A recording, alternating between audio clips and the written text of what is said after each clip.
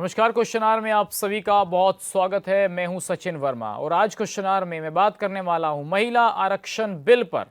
संसद के अंदर जिस तरीके से महिला आरक्षण बिल को लेकर हंगामा बरपा और जो 131वां संविधान संशोधन बिल सरकार लेकर आई डिलिमिटेशन का, परिसीमन का, वो वोटिंग के दौरान गिर गया क्योंकि 2/3 बहुमत चाहिए था उस बिल को पास कराने के लिए। और उसके बाद प्रधानमंत्री आते हैं और सीधे तौर पर कांग्रेस पर हमला बोला गया कि कांग्रेस नहीं चाहती कि देश के अंदर महिलाओं को 33% आरक्षण मिले।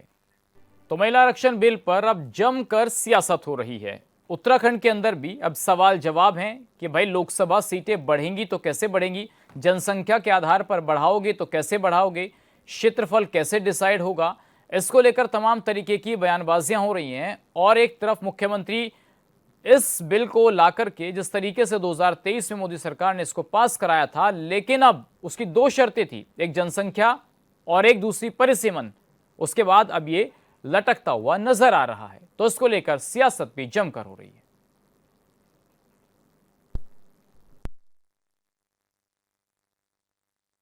तो महिला आरक्षण पर देश भर के अंदर लगातार सियासत होती हुई नजर आ रही है। एनडीए ने विरोधी पार्टियों को सीधे तौर पर महिला विरोधी करार दे दिया और देश भर में अलग अलग कार्यक्रमों की अब तैयारियां हो रही हैं। बीजेपी कह रही है कि भाई अब आक्रोश रैली निकाली जाएगी। महिला आरक्षण पर काउंटर अटैक की तैयारी बीजेपी कर रही है।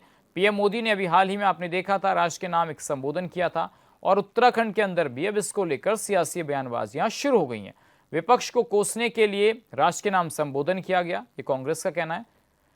और तमाम परिसीमन को लेकर भी लगातार सवाल उठ रहे हैं। तो आज क्वेश्चन आवर में हम इसी मुद्दे पर बात भी करेंगे कि आखिर जो महिला आरक्षण पर सियासत हो रही है उसको किस तरीके से देश देख रहा है। क्या वाकई में बीजेपी चाहती है कि महिलाओं को 33% आरक्षण मिले और देश के अंदर लोकसभा की सीटें बढ़कर 800 के पार हो जाए। विपक्ष कह रहा है कि परिसीमन के नाम पर बीजेपी अपनी सियासत चमकाने की कोशिश कर रही है।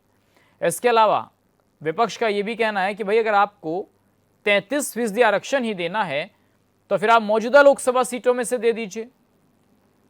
तो सवाल यही है आज कि क्या बीजेपी देश के अंदर वाकई में महिलाओं को 33% आरक्षण देने की जो बात कह रही है उसमें कितनी सच्चाई है।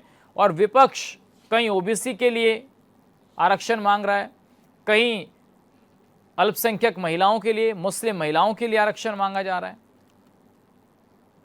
तो देश भर में महिलाओं के अधिकारों को लेकर बहस लगातार हो रही है और इसे लेकर सत्ता पक्ष का आरोप है तो विपक्ष के पलटवार भी हैं। इन सब के बीच पीएम मोदी का, जैसे मैंने अभी कहा, देश के नाम संबोधन हुआ जिसको लेकर विपक्ष बीजेपी सरकार पर हमलावर है।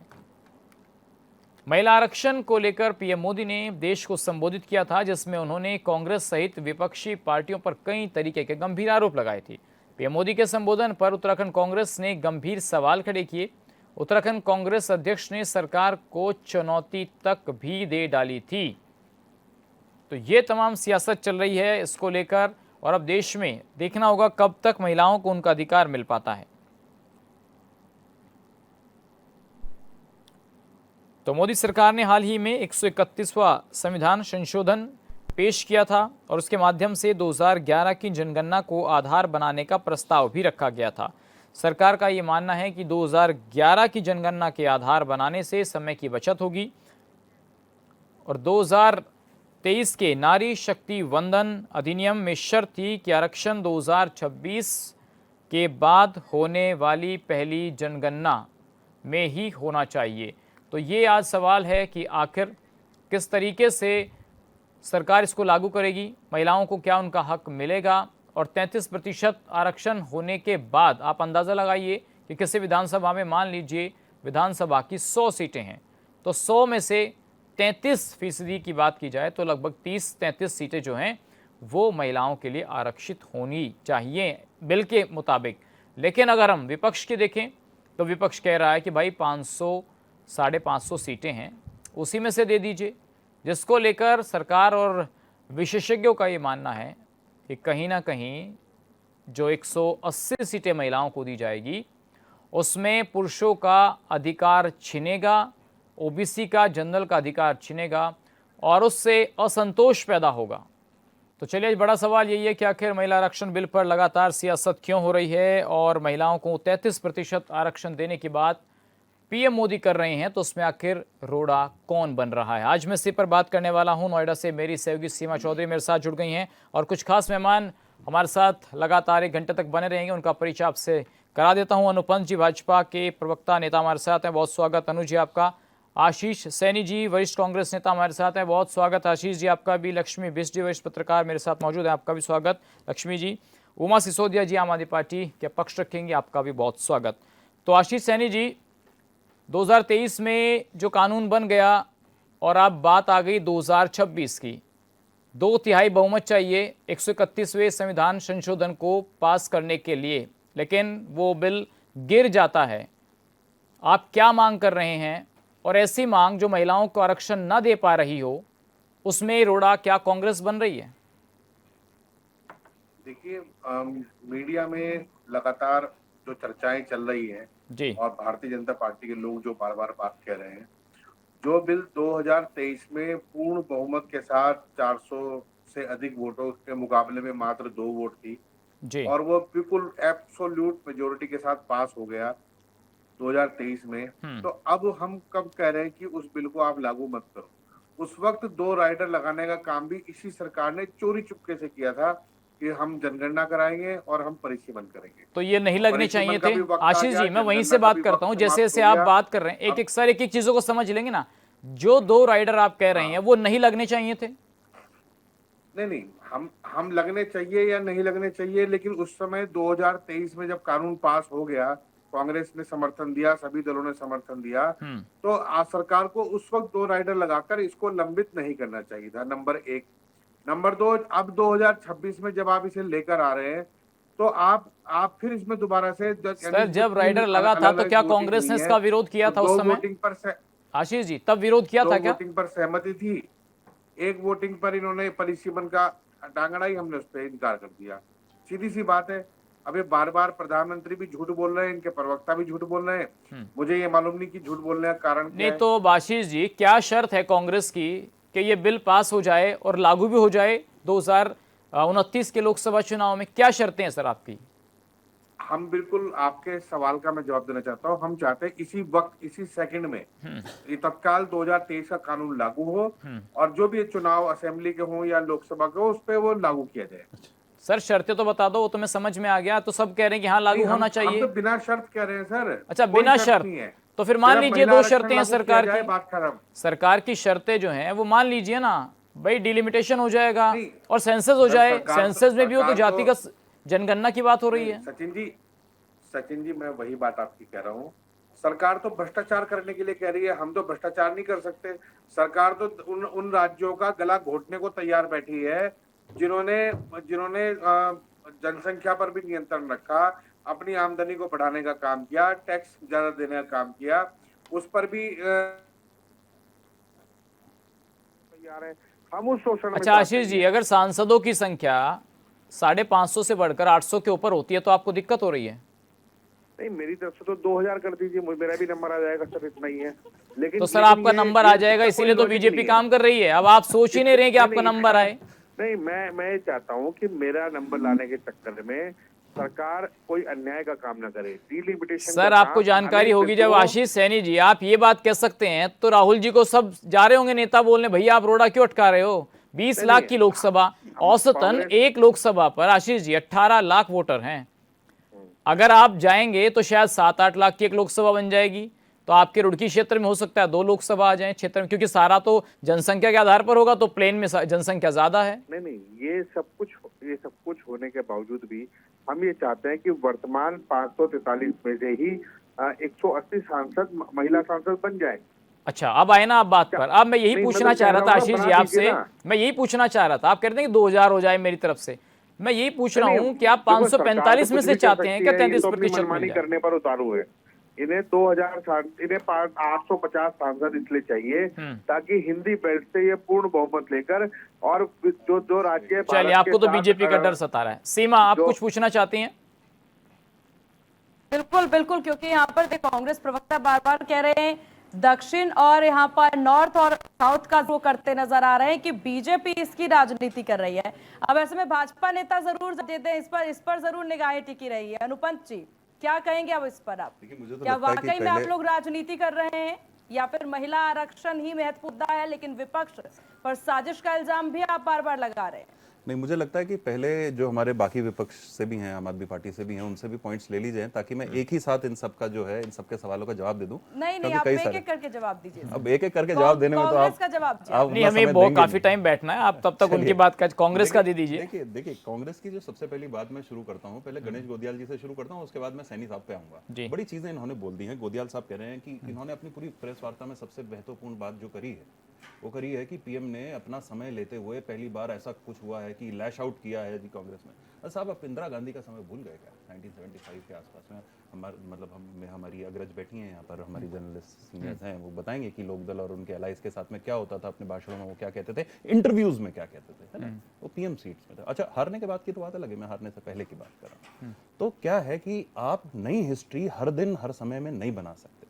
जहां तक की बात है, इन्हीं के नेता जो इनको बोल रहे थे कि मेरे 3 हथियार, हरीश रावत जी ने क्या कहा अभी, उसको भी नजरअंदाज कर दें।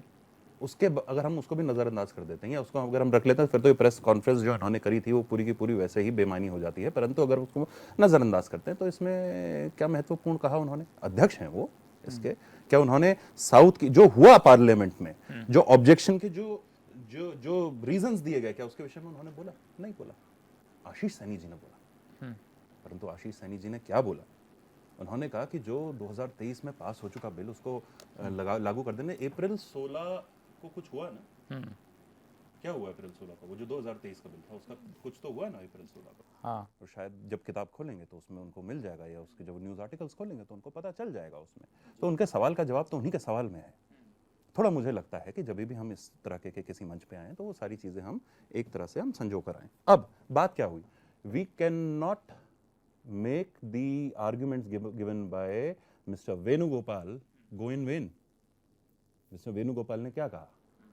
Mr. Venugopal ने ये कहा कि भाई जो इन्होंने बाद में बात करी कि काउ बेल्ट से जिसका ये डर दिखा रहे हैं साहब, काउ इन्होंने बोला, इन्होंने एक तरह से ये कहा कि देखो वेणुगोपाल जी ने जो क्वेश्चन उठाया वो बड़ा लाजमी था। उन्होंने बोला भाई हमारे यहाँ की पॉपुलेशन कम बढ़ती है, परंतु साहब आसाम की भी कम बढ़ती है, उस हिसाब से विमेन पॉपुलेशन कम है, नागालैंड की भी कम है, बाकी और जगहों की भी कम है। अगर मैं उसके हिसाब से जाऊं तो आंध्र प्रदेश में 42.3 मिलियंस का है, अरुणाचल में 0.66 मिलियंस है। ये 2011 का सेंसस ले रहा हूं क्योंकि 2021 में तो हुआ नहीं। नहीं, अनुपम जी ऐसा करते हैं कि थोड़ा लोगों को समझ में आ जाए, क्योंकि वहां भी हम जाएंगे कि भाई कैसे कौन से राज्य में है। मैं ये पूछ रहा हूँ, जैसे अभी आशीष जी कह रहे हैं कि भाई 500, 450, 500 जितना भी सांसद का पूरा आंकड़ा बैठता है, 545 आप उन पे करा लीजिए।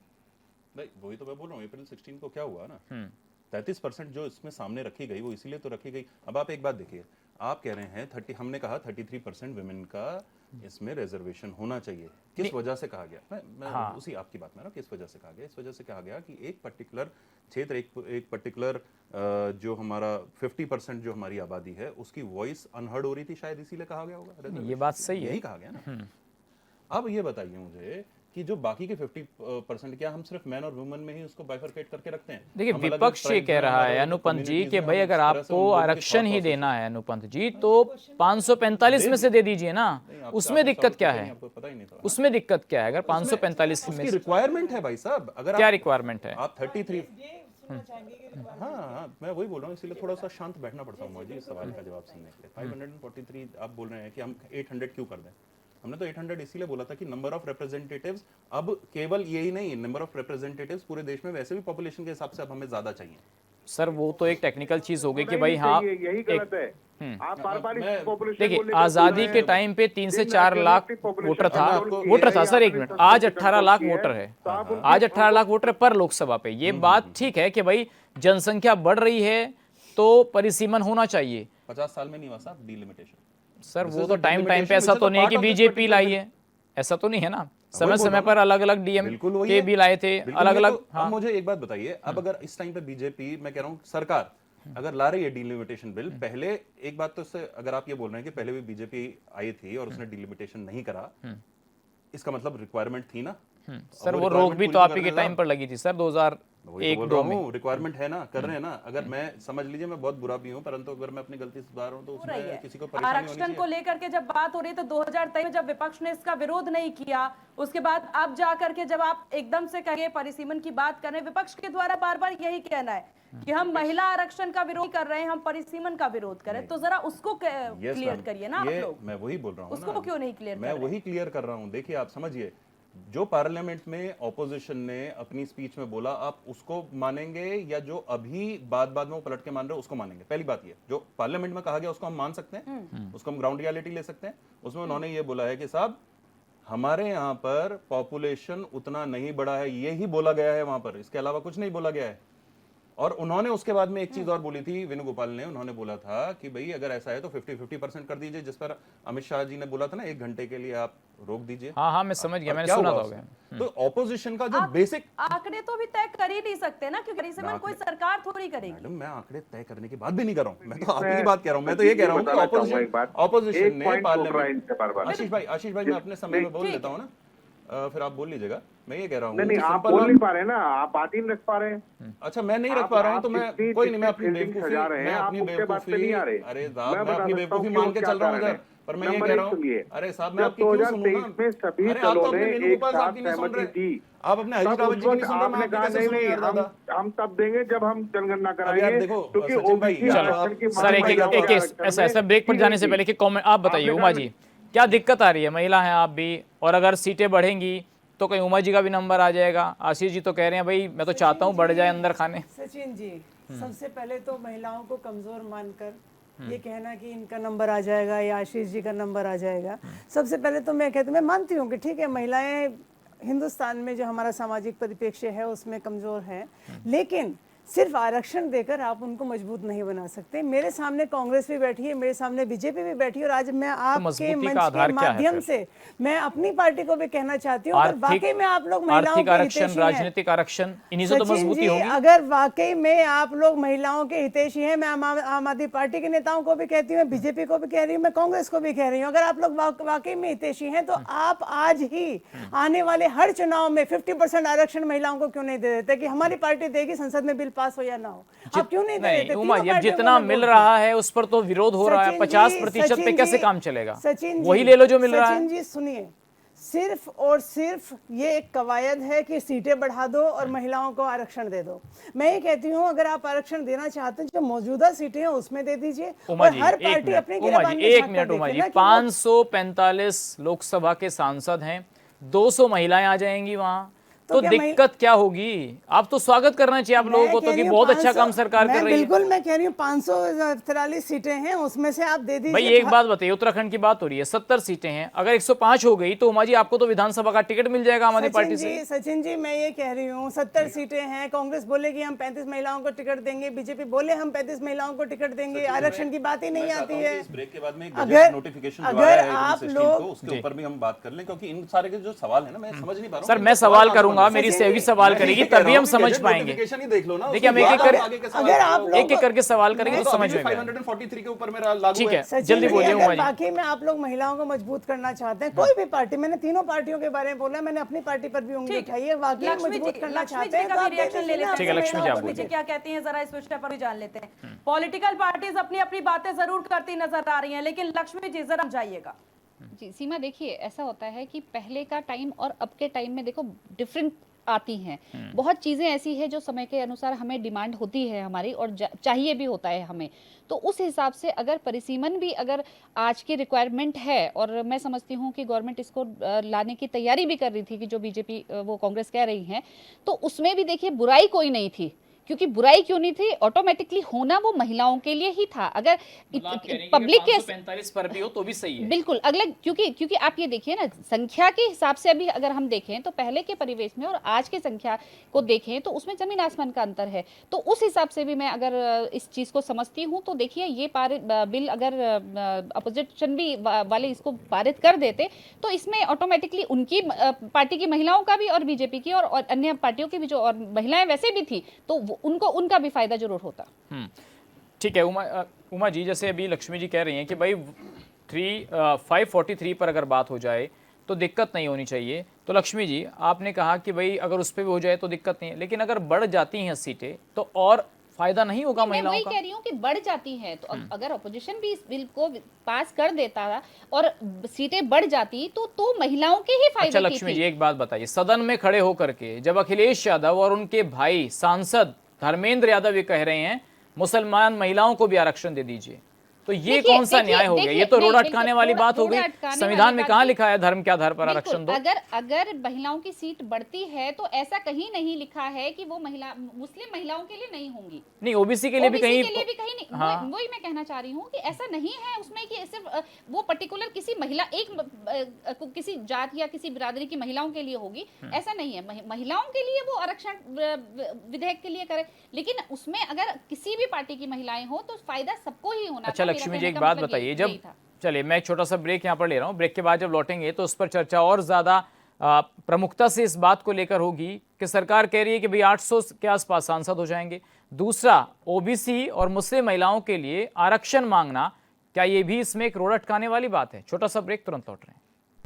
तो चलिए ब्रेक के बाद आप सभी का एक बार फिर से स्वागत है। और आज बात महिला आरक्षण पर हो रही बयानबाजी, जिस पर सियासत हो रही है, उसको लेकर हम लगातार बात कर रहे हैं। मेरे सहयोगी सीमा भी लगातार हमारे साथ बनी हुई है, इसके अलावा तमाम मेहमान हमारे साथ मौजूद हैं।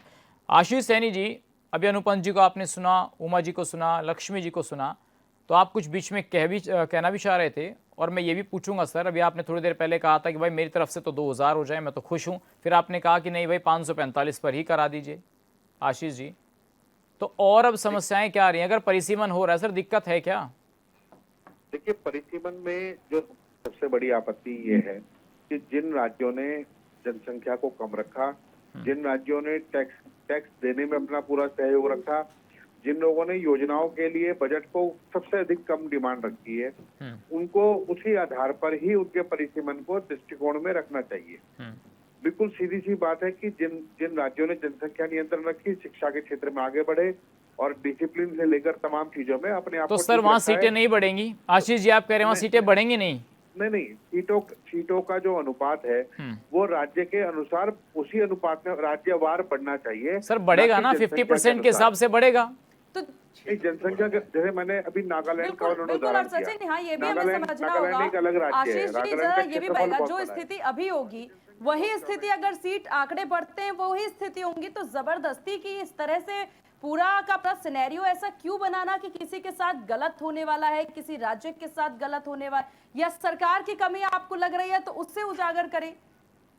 आप टारगेट क्या कर चाहते हैं, जरा ये बताइएगा। मैं जो कहना चाह रहा हूँ, अगर आप मुझे ही बोलने देंगी तो मैं जरूर बता दूंगा। आपको मैं बता दूं कि निश्चित रूप से नहीं तो जिन आप ही राज्यों ने, बोलेंगे, अभी मैं एक obviously। उदाहरण के तौर पर देता हूँ, जीएसटी जो कलेक्शन है वो कर्नाटका से आता है 1,27,000 करोड़ रुपए और बिहार से आता है मात्र 6,000 करोड़ रुपए। उत्तर प्रदेश इतना बड़ा राज्य है, वहां से कलेक्शन होते 23,000 करोड़ रुपए की, और आप तमिलनाडु की बात करते हैं तो 90,000 करोड़ रुपए कलेक्शन आती है। उसके बाद जब हम योजनाओं पर बजट खर्च करते हैं तो सबसे अधिक बजट किस पर खर्च करना है? बिहार पर, मध्य प्रदेश पर, यूपी पर और राजस्थान, गुजरात, इन पर ज्यादा खर्च होता है। लेकिन उसके बावजूद भी पूरा देश एक सूत्र में एकजुट है। लेकिन परिसीमन के आधार पर यदि इन राज्यों के जनसंख्या के आधार पर ज्यादा सीटें आवंटित की जाएंगी तो ये कहीं ना कहीं अन्याय होगा, और ये अन्याय किसी भी दृष्टिकोण से राज्य के संघीय ढांचे पर सीधा प्रहार होगा। ठीक है, अब इसका जवाब अनुपंत जी, बिल्कुल इसी बात का जवाब के लिए सबसे बड़ा जी खतरा जी है। सचिन, हाँ, इसी बात का जवाब अनुपंत जी आप दे दीजिए कि क्या दक्षिण के साथ भेदभाव होगा? देखिए, किसी के साथ कोई भेदभाव नहीं होगा। ये सबसे पहले तो ये क्या है कि अब इन्होंने उसका अपोजिशन कर दिया है, इनको बैकलैश मिल रहा है, इसकी वजह से इनको बोलना पड़ रहा है। मैं सिंपल सी बात ये कह रहा हूँ कि जो इनके लीडर्स ने पार्लियामेंट में जो बात कही उसके पृथक ये जाके बात कर रहे हैं, परंतु उसी बिंदु पे आ जाते हैं। ये कह रहे हैं कि भाई क्योंकि तमिलनाडु सबसे ज़्यादा टैक्स पेइंग है, ठीक, और बंगाल नहीं है, तो बंगाल के साथ भेदभाव होना चाहिए क्या? अगर भेदभाव की बात कर रहे हैं हम, गुजरात भी मैक्सिमम टैक्स पेयर्स में से आता है, महाराष्ट्र भी आता है, और इन जगहों पर भी उतनी ही सीटें बढ़ेंगी। समझने की बात ये है, ये पोर्ट एरियाज हैं जिनका नाम इन्होंने नाम लिया, वहां से आदान प्रदान, इंटरनेशनल आदान प्रदान ज्यादा होता है। ठीक, उत्तर प्रदेश की आप बात कर रहे हैं, उत्तर प्रदेश ले लीजिए, बिहार ले लीजिए, बिहार में भी जो सीट्स बढ़ेंगी ना, तो बिहार इंटरनल जब हम बोलते हैं कि जिसकी वजह से, अगर आपको पता होगा जीएसटी में क्या होता था कि जिस जगह पे कंजप्शन ज्यादा हो गई, जैसे दिल्ली में बिहार के कंजप्शन ज्यादा हो गई, तो दिल्ली टैक्स ज्यादा पे कर रहा है जी, भाई, वो लाइबिलिटी स्टेट हो गई, तो इंटरलॉक्यूटरी टैक्सेशन सिस्टम है। आप उसको यहाँ पे इसलिए ला रहे हैं, मतलब इसका कोई मतलब बनता है?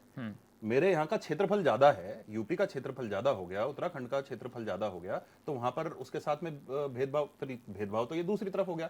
एक हमारे यहाँ मैडम मैं थोड़ा सा बात समझा क्यों नहीं पा रही है सरकार? ये बात समझा सरकार क्यों नहीं सब पा समझा रही है। देखिए बैकलैश बार इसको ये एंगल देने की कोशिश कैसे कर पा रहे हैं कि ये किसी के साथ भेदभाव होगा? सीमा जी, जबकि सत्ता पक्ष कह रही है ये भेदभाव सीमा जी, छीनने का नहीं है कानून, पे देने का कानून है, तो बताइए आप। सीमा जी, सरकार केवल कांग्रेस को नहीं समझा पा रही है, इंडिया गठबंधन को नहीं समझा पा रही है, पब्लिक तो समझी हुई है। नहीं अब मैं एक चीज और बताता हूँ, देखिए जहाँ पे हम नारियों की शक्ति की बात करते हैं ना, देखिए कंफ्यूजन कैसे तय कर देंगे और वो हो जाएगा। आरएसएस के लोग पिछले 5 साल से लगातार सीटें बढ़ाने जाने की बात कर रहे हैं, किसने उनको सलाह दी है बढ़ाने की? बताइए दादा थोड़ा बोलने दो, उसके बाद अंधेरे में गोलगप्पे बनाने का काम मत कीजिए। दादा थोड़ा तो बोलने दो, अरे हम गोलगप्पे ही बना लेंगे दादा, और मिश्री का आधार बनाएंगे, हम गोलगप्पा भी बना लेंगे, हम मिश्री भी बना लेंगे, परंतु हम लॉजिकल बातें तो कर रहे हैं। आप कुछ लॉजिक तो बोले तो मैं उसका जवाब दूं, तो मैं तो अपना पक्ष रखूंगा ना। मेरे समय में तो मत बोलिए। अब देखिए इस तरह से तो मैं बात नहीं कर पाऊंगा सचिन भाई। नहीं बोलिए सर, आप बोलिए। पर सीधा प्रहार है। आशीष जी एक मिनट। सचिन भाई ऐसा है ना कि देखिए मैंने एक बात तो कर दी, जो इन्होंने बोला था वो तो बेफिजूल की बात थी, उसमें कोई तथ्य नहीं था, इसलिए मैंने उसको रख दिया। परंतु अब मैं एक और चीज में आता हूं, जो कि उमा जी ने भी बोला था। देखिए नारी की शक्तिहीनता या पुरुष की शक्ति का होना, ये राजनीतिक, किसी भी राजनीतिक परिभाषा में हमेशा से हुआ है, सही नहीं है। उस परिभाषा को परिवर्तित करने की जो कोशिश है वो सरकार करती है, हमने भी करी है और सरकारें भी करती रही हैं अपने समय में।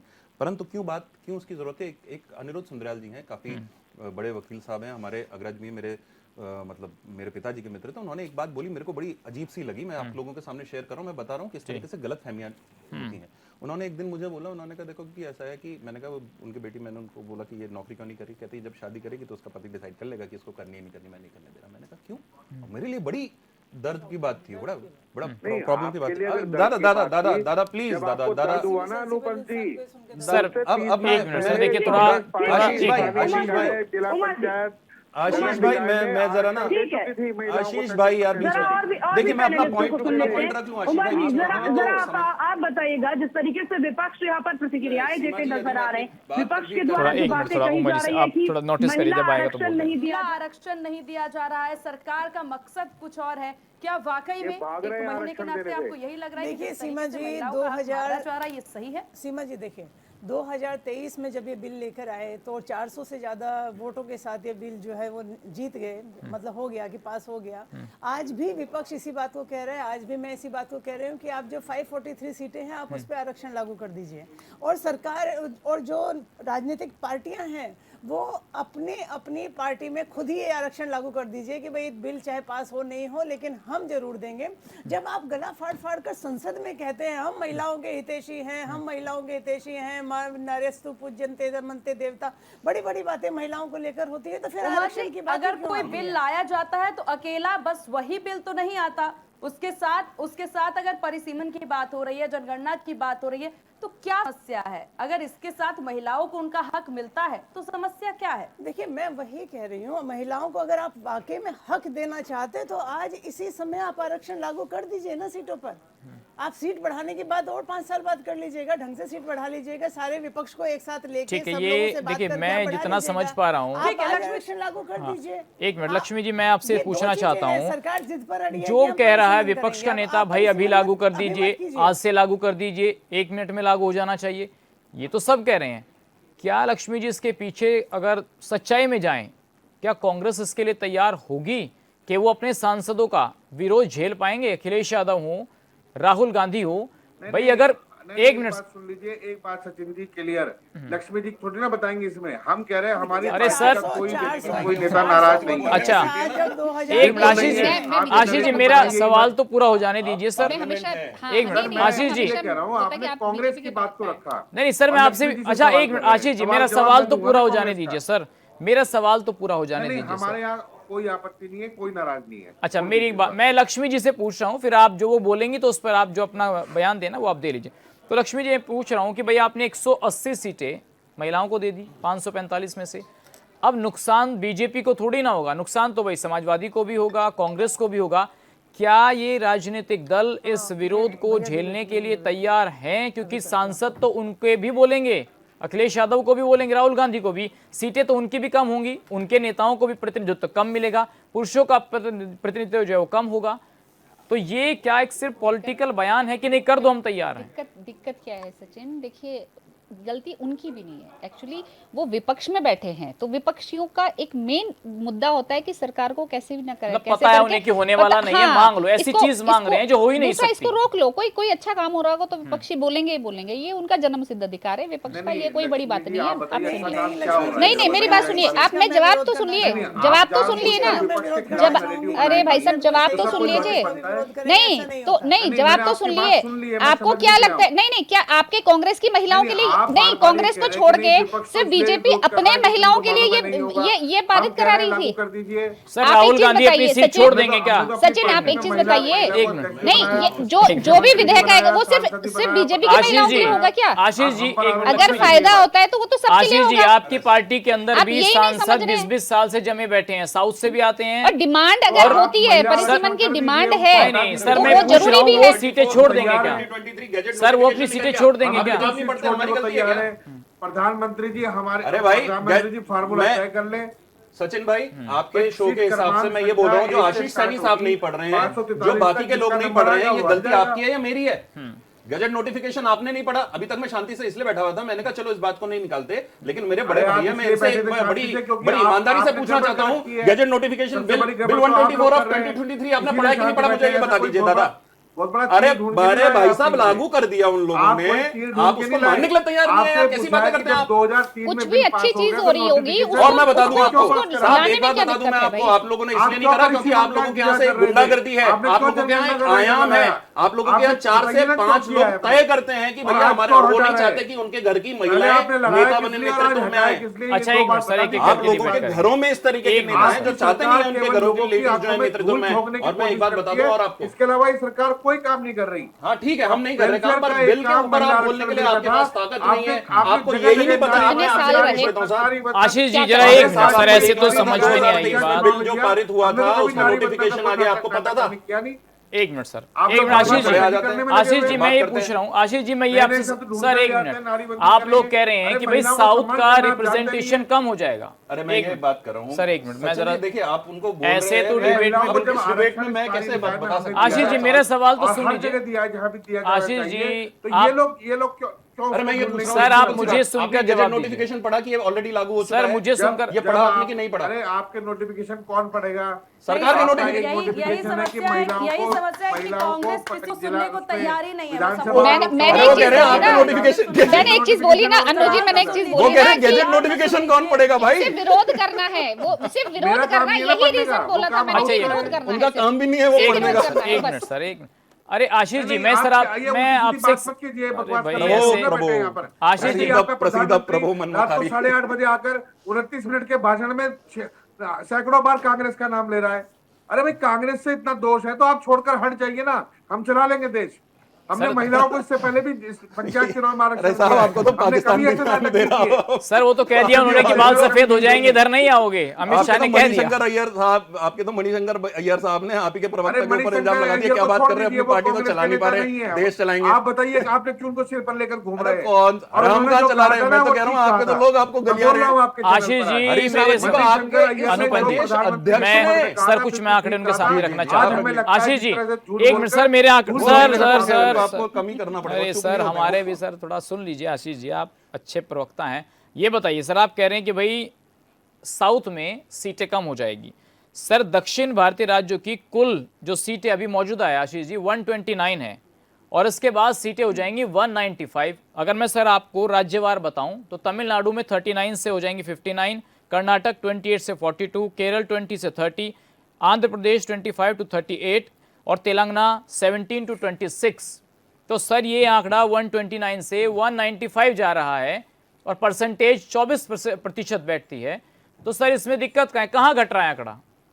जरा यही आंकड़ा और यही फार्मूला आप जरा हिंदी राज्यों के लिए लगाकर तो बता सर सकते हैं जब मुझे? 50% लागू होगा, इसलिए नहीं लगाएंगे। सर एक बात नहीं, बताइए, मैं एक बात हिंदी बताइए आपकी आशीष बात जी, का एक बुरा मिनट मत सर, एक मानिएगा। मिनट, एक मिनट, आप एक इसलिए मिनट सर। नहीं लगाएंगे सर एक मिनट, क्योंकि ये उस नैरेटिव का हिस्सा ही नहीं है। सर एक मिनट, आप अगर किसी बताइए, ऑफिस उत्तर प्रदेश की एक मिनट, 402 से बढ़ के 602 विधानसभा हो आशीष जाएगी और जी, 80 से बढ़ के आशीष जी 120 एक लोकसभा मिनट हो सर, जाएगी। सर अगर अकेला उत्तर प्रदेश और मध्य प्रदेश मिलाकर पूरे साउथ को सचिन, मैनेज कर आंकड़े लेंगे। बढ़ने से इन्हें बताइए फर्क ना जरा नहीं पड़ रहा है, कैसे। सिर्फ नॉर्थ और साउथ करने से इनको पर नॉर्थ ध्यान से है, दुश्मनी वजह है। से ऐसी अन्य बातें राज्यों कर को रहे छोड़ हैं। दीजिए इसका आप। मतलब इनको नॉर्थ नॉर्थ से साउथ दुश्मनी का है। जिक्र है, Yes, आंकड़े yes. बढ़ रहे हैं, सभी मुझे को ना पता नॉर्थ है। से दुश्मनी है ना साउथ से दुश्मनी है। सर ऐसा लग रहा है कि पूरा कांग्रेस- देश एकजुट एक धागे में बंधा हुआ चाहिए।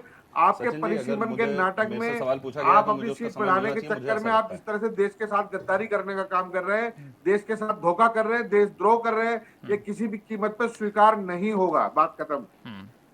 ठीक है, बोलिए सर, जल्दी बोलिए सर। देखिए, हाँ जल्दी, अब तो जल्दी बोलना पड़ेगा। देखिए, मैं पहली बात इसलिए क्योंकि मैंने एक व्यक्ति का नाम लिया था, उसके ऊपर में जो मैं उसकी बात कर रहा था और नारी शक्ति के ऊपर ही बात कर रहा था, इसलिए उसका खराब ना हो, ये मेरी रिस्पॉन्सिबिलिटी हो जाती है। ठीक है, तो जो ये बात हुई थी, जिस समय मैंने बताया था कि एक व्यक्ति ने मुझे ये बताया था कि मेरी बेटी जो है वो शादी के बाद में काम करेगी, उसके बाद जब मैंने उनसे जवाब पूछा तो उन्होंने मुझे ये बोला था कि मर्द जो है ना, उसको गप भी लगानी है, दारू भी पीनी है, अय्याशी भी करनी है, सड़क पे जाना है, गप्पे भी लगा, सब करना है, लेकिन उसको घर नहीं संभालना, ना ही उसको नौकरी करनी है ढंग से, ना ही किसी और चीज को। जो पूरे घर को संभाल के रखने वाला, किसी व्यक्ति को विशेष को ठीक से रखने की जो ताकत रखता है ना, वो उस घर में केवल उस महिला के पास में है, और उसको तब तक सशक्त रखना आवश्यक है। और इस जगह पर इस जिस सोसाइटी में वो रहते थे, उन्होंने कहा मैं इस सोसाइटी को आज तक उतना केपेबल नहीं बना पाया हूं। समझ रहे, ये उस व्यक्ति का दर्द था, ना ही उसमें। अब मैं इसी पर आ रहा हूं, जो कि ये बात कर रहे हैं ना, जैसे बोलते हैं, इन्होंने तो क्लियरली बोल दिया कि मैं गैजेट नहीं पढ़ता, इन्होंने क्लियरली बोल दिया कि मैं आपके गैजेट नहीं पढ़ता। तो इस तरह से हम डिबेट करेंगे। मैं आज यहां पर सीधा, और ये बोल रहे हैं कि देशद्रोह की बात, सब तीसरी पीढ़ी में हूं मैं अपनी। दादा के समय से क्रांतिकारी थे, पिताजी चाहे सोशलिस्ट थे, इमरजेंसी में भी रहे, इंदिरा गांधी के खिलाफ भी रहे, जेल में भी रहे, और साहब आज भी अगर मेरे जैसी कई पुश्तें समाप्त हो चुकी हैं, मेरे ही जैसी कई पुश्तें। दादा नहीं दादा, इल्जाम लगाने के बाद में आप हमको रोक लेंगे, उस टाइम पर तो आपने रोका नहीं। आप सुन लीजिए, अगर मेरे सवाल खत्म होती है ना, तो उसके लहू से भी उतने ही परिवार निकलेंगे जिनके उसमें से वो भी राष्ट्र के ही गीत गाएंगे। और अब तीसरी बात बता देता हूं, 55% के लिए वो 50-30%, 33% में क्यों दर्द हो रहा है इनको? जब भी महिला वोट बढ़ता है ना, भाजपा जीतती है। जब भी वोटिंग परसेंटेज बढ़ता है, भाजपा जीतती है। सर 23 में पास हुआ और संशोधन आप 24 में लागू क्यों नहीं कर पाए? नेशनल लेवल पर आज तक पार्लियामेंट में, मुझे बता दीजिए, आपके गणेश गोदियाल बोल रहे थे पहली बार ऐसा हुआ है कि प्रधानमंत्री ने लैश आउट किया है। मैं बोल रहा हूं पार्लियामेंट कभी ऐसा हुआ है, नॉर्थ और साउथ की राजनीति बना दी आपने। आपको लगता है साहब, इंदिरा गांधी के बाद में आज पहली उमा जी, बार वापस संसद कांग्रेस में का वो पुरुष नाग आरक्षण उठाया है। देने की बात कर रहे हैं, पुरुष ही आरक्षण को रोक भी रहे हैं। आखिरकार महिलाओं को अपना हक मांगने के, अपना हक साबित करने के लिए जो 33% दिया जा रहा था, अब वो भी नहीं मिल पा रहा है। तो महिला होने के नाते तो बहुत जरूरी है कि तमाम पॉलिटिकल पार्टी, फिर चाहे जो भी हो, चाहे उमा जी हो, लक्ष्मी जी हो, या फिर कोई भी हो, हर किसी को अपनी बात रखनी चाहिए और आरक्षण केस में रखनी चाहिए। क्यों नहीं रख रही हैं? सीमा जी, एक चीज मैं और बोल देता हूँ मैम, एक चीज सिंपल सी और बात है। जब हम राजनीति में आते हैं और उस तरह की राजनीति में आते हैं जो आज के समय में चल रही है, उसमें ना ही पुरुष ना ही महिला रह जाना आवश्यक है। उस चीज तक पहुंचने के लिए ये सारे आरक्षण बहुत आवश्यक है। अच्छा चलिए छोड़िए सर, वो तो बात हो गया। ये बताइए डिम्पल जी जब अपनी बात रखती हैं संसद में, तो बहुत जरूरी हो जाता है कि महिला आरक्षण में वो अपनी बात बिल्कुल सीमा जी, यही उम्मीद उमा जी से भी। बिल्कुल सीमा जी, माननीय मोदी जी 8 बजे प्रकट हुए टीवी पे और आंखों में आंसू लेके बड़े दर्द भरे अंदाज में उन्होंने पूरे देश की महिलाओं को संबोधित किया और विपक्ष को उन्होंने बिल्कुल नाकारा और महिला विरोधी सिद्ध कर दीजिए। चले, मैं उनकी बात को मान लेती हूँ कि विपक्ष जो है बिल्कुल नाकारा और महिला विरोधी है। मैं माननीय मोदी जी से बिल्कुल अपील करती हूँ कि आपको इतना दर्द, मर्मांतक दर्द जो आपको अंदर से महसूस हो रहा है, आपकी आत्मा जो बिल्कुल छलनी हो चुकी है, क्या आप आने वाले चुनाव में अपनी पार्टी में महिलाओं को 33% आरक्षण देंगे? क्या मैं अनुपंत जी आपसे मैं आग्रह करती हूँ कि आज आप मेरी बात को नहीं, मैं सवाल, मेरे सवाल का जवाब दे दीजिए उमा जी। स्वाति मालीवाल जैसे काम नहीं होते हमारे यहाँ, के अंदर जाके पीट दिया। सवाल को सुन नहीं रहे हैं, अपनी कहानियां सुन रहे हैं। उमा जी मेरे सवाल प्लीज, पहले सवाल तो करा ना स्वाति मालीवाल के साथ। एक आशीष जी आप ऐसे बिल्कुल डिबेट, आज इतना अच्छा टॉपिक था, डिबेट में बिल्कुल मजा। मैं उमा जी आपसे सवाल सुनेंगे तभी ना जवाब देंगे, और तथ्यों के आधार पर जवाब दीजिए। उमा जी, मान लीजिए एक ऑफिस है, ऑफिस में 20 कर्मचारी काम करते हैं, पियोन से लेकर सीनियर पोस्ट पर बैठे शख्स की जो व्यक्ति बैठा है, और उस कंपनी का मालिक ये कहे कि भाई मैं सबके साथ न्याय करते हुए 50% आरक्षण, वो 50% सैलरी में इंक्रीज सबको देता हूँ, वो न्याय हुआ कि अन्याय हुआ? देखिए, अगर आप पैसे की बात कर रहे हैं और एम्प्लॉय, महिला और ऑफिस का एम्प्लॉय, दोनों एकदम अलग अलग चीजें हैं। यहाँ नहीं पे राष्ट्र के देखिए, नेतृत्व मैं उदाहरण की के तौर बात पर हो रही है। पूछ रहा हूँ, न्याय तो सबको मिलना चाहिए।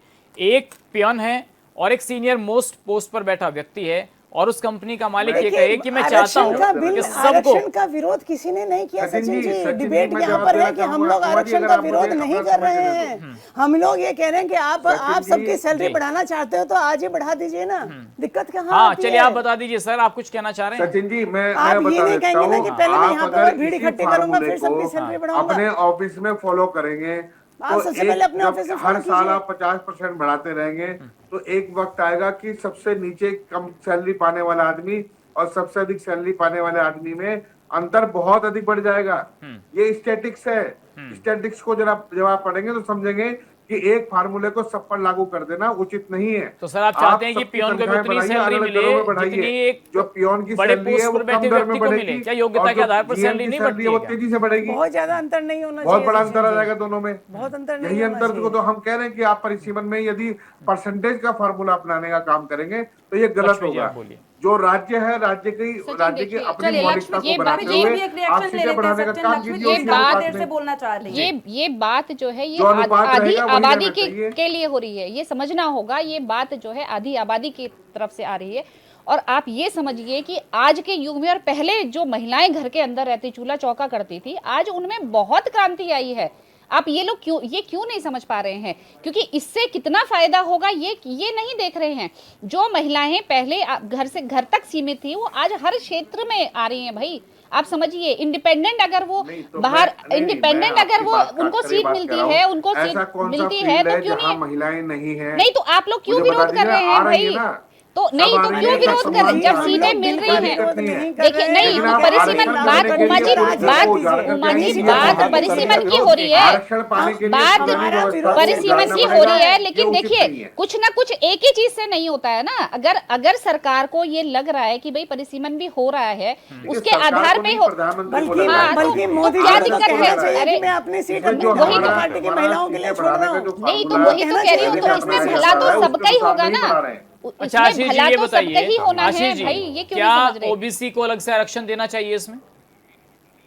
देखिए, हमारा केवल एक चीज कहना है कि जब महिलाओं के लिए अलग से आरक्षण की व्यवस्था की गई है तो हमने ओबीसी के आरक्षण की उसमें मांग की केवल महिला आरक्षण। नहीं सर, एक बात तो जब बताइए, कौन प्रधानमंत्री सी ने सीट उसको पर ओबीसी स्वीकार का किया, आरक्षण है उन्होंने सर? कहा कि देश हम बढ़ाने का काम देश करेंगे, में संविधान लेकिन में इसके लिए कहाँ हम लिखा है जनगणना सर? कराएंगे। जनगणना सर ये OBC बेतुकी कभी मांग हुई मत नहीं है। कीजिए, ये बेतुकी मांग है। सचिन यही तो जी, इसी ऐसा पे तो होता लड़ाई है। हो रही है। सचिन जी, कहाँ नहीं, ओबीसी के अगर लिए आप आरक्षण है इसे देश में? बेतुकी मांग- सचिन जी, मैं नहीं, कुछ कहूं सुन उस पे? लीजिए एक मिनट। नहीं, ये हर अगर आप आरक्षण के बेतुकी बाद मांगते हैं सारा तो ये आपकी गलती है। अरे मैडम, मैं ये बनता बोल जा रहा रहा हूँ है। सर नहीं, ये एक इसका बात पार्लियामेंट बताइए। अच्छा हमारी एक मिनट, राय है अच्छा सर ये कि बताइए, OBC मुसलमानों के को लिए आरक्षण मांगना मिलना सही है? चाहिए, महिला, आरक्षण में। एक आशीष जी, मुस्लिम OBC महिलाओं के लिए की आरक्षण स्थिति मांगना और सही सामान्य है? वर्ग की महिलाओं की स्थिति सर में मुस्लिम अंतर है। महिलाओं के वो लिए सुनिए नहीं आरक्षण ना, मांगना आप सही है? बुला- नहीं, अगर आप महिला आरक्षण में ओबीसी महिलाओं को नहीं दे रहे सचिन, हैं, मैंने अभी कहा ना आपसे कि मेरा मतलब विरोध इस सरकार करना, से है। विपक्ष का सरकार काम एक कहते हो हैं गया कि नहीं विरोध दे रहे। करना, बाकी हम सिर्फ बात विरोध कर होना रहे है हैं बस। इनका सही। यदि तथ्यों पे बात करनी है तो 55% डिबेट में ओबीसी बैठे को आप 33% और अगर महिलाओं हमको के डिबेट में आरक्षण बुलाना में तो भी आप किसी कोई ऐसे व्यक्ति को बुलाएं 27% कांग्रेस देने को में, कम से तैयार कम नहीं पढ़ है, लिख के तो तो आए। अन्याय कर रहे हैं आप लोग। सर मैं तो ये नहीं, पूछ रहा हूँ और- आशीष जी, मुस्लिम महिलाओं के लिए बिल्कुल आरक्षण साफ की सीधी मांग बात। करना जायज है कि अगर नाजायज महिलाओं है? के 33% आरक्षण में 55% ओबीसी के महिलाओं को 27% आरक्षण देने वो में भी कुछ ना दिक्कत कुछ है। झोलमाल करके ना उनको रोकना है, बेसिकली उनका सर SC ST के लिए यही आरक्षण सब देना बड़ी चाहिए। समस्या है। आप वो भी देने को SC तैयार नहीं है। हमें टाइम 55% दीजिए, महिलाओं देखिए फालतू की बातें आपने करानी है इस डिबेट में, तो कृपया हमें मत बुलाया करिएगा। सर कोई मतलब है इस बात का? सुनते नहीं है तो हम कुछ नहीं कर सकते ना उस चीज में। मैं तो नहीं, बीजेपी कह देना कि नहीं देना है, बात खत्म। आशीष जी, मैंने तो बीजेपी जो से सवाल आप आपसे कर लेंगे, पूछा, हम देखते हैं किस राज्य में आते हैं फिर ये। सर मुलायम सिंह यादव झूठ सदन बोल में बोल खड़े कर होकर जिस क्या तरह से बोलते सत्ता में थे बैठे कि हुए महिलाओं हैं। की संख्या बढ़ेगी तो युवा जो है देखकर सीटी बजाएंगे, और फिर कहते हैं लड़के हैं, लड़कों से गलती हो जाती है। शर्मनाक नहीं, कभी कहते हैं ना कि अरे ये उन्हीं के साथ में इन्होंने पार्टी बनाई थी जिन्होंने पार्लियामेंट में बोल दिया था कि इनकी स्कर्ट के नीचे देख लीजिए किस कलर का, कितनी शर्मनाक बात इन्होंने। एक्चुअल प्रॉब्लम क्या है, कभी आरक्षण महिलाओं के लिए, कभी मुस्लिम के लिए, महिलाओं के लिए, कभी कहते हैं कि परिसीमन हो रहा है। तो प्रॉब्लम कहीं ना, मैं इसीलिए कह रही थी कि प्रॉब्लम हो रही है। जिस पार्टी के विपक्ष है तो इसलिए आप नेता विरोध ने कर रहे हो और पार्लियामेंट में कुछ बोल दिया था कि इनकी साड़ी के नीचे देखिए क्या क्या है, कुड यू इमेजिन कि ऐसा कोई, और उसके साथ में जाके इन्होंने यूपी का इलेक्शन लड़ा। नहीं उसके साथ में जाके इन्होंने यूपी का इलेक्शन लड़ा साहब। एक जलील आदमी ने, एक गिरे हुए आदमी ने कहा था कि ये कांग्रेस की विधवा है सोनिया गांधी जी को। बिल्कुल साहब, बिल्कुल बिल्कुल। आप बोल दीजिए, आप बोल दीजिए आपके राहुल गांधी ने उनके, आप बोल दीजिए, अरे साहब आप बोल दीजिए कि आपके राहुल गांधी साहब जब उनके साथ में बैठे तो जलील थे। एक गिरे हुए आदमी ने सोनिया गांधी जी के सिक्योरिटी वापस बताइए, डिबेट का स्तर है। बताइए ना, लास्ट एक मिनट है, बताइए क्या कोरी सियासत हो रही है इस पर अब? बिल्कुल, देखिए सचिन, मैंने कहा ना अभी आपको, आप मुझे कह रहे थे ना कि आप ऐसे कह रहे हैं कि विरोध, ये देखिए विपक्ष का काम विरोध करना है। तो एक चीज मुद्दा होना चाहिए कि परिसीमन से आपका प्रॉब्लम है। कभी अब आपको आरक्षण चाहिए, कभी आप कह रहे हैं कि हमें ओबीसी भी चाहिए, कभी कहते हैं मुस्लिम महिलाओं के लिए आरक्षण चाहिए। एक्चुअली खुद ही क्या क्लियर क्या है, बताइए क्या क्या क्या क्या धीरे धीरे अब क्या क्या आएगा, धीरे धीरे समझ ही नहीं आता कि क्या क्या होगा। सर 850 में ओबीसी भी तो चुनाव लड़ेंगे, आप कहां से अलग से मांग रहे हैं? मैं आपकी बात से बिल्कुल सहमत नहीं हूँ। विपक्ष आरक्षण का विरोध नहीं कर रहा है। आपने उमा जी अभी देखिए ना, मैं वही तो अभी आशीष जी कह रहे हैं, अभी आशीष जी कह रहे हैं कि नहीं, अभी आशीष जी ने कहा परिसीमन का विरोध कर रहे हैं, फिर कहते हैं कि समय का भाव है। सीमा जी बहुत, सर मेरे पर नहीं, सर कमांड आ चुकी। सीमा बहुत शुक्रिया आपका नोएडा से जुड़ने के लिए। लक्ष्मी जी आपका, अनुपम जी, उमा जी, आशीष जी, तमाम मेहमानों का बहुत शुक्रिया। और सवाल यही है कि आरक्षण आने वाले वक्त में कब तक मिलेगा और जो मुद्दे विपक्ष लेकर आया उनका कितना फर्क पड़ेगा। फिलहाल इतना ही।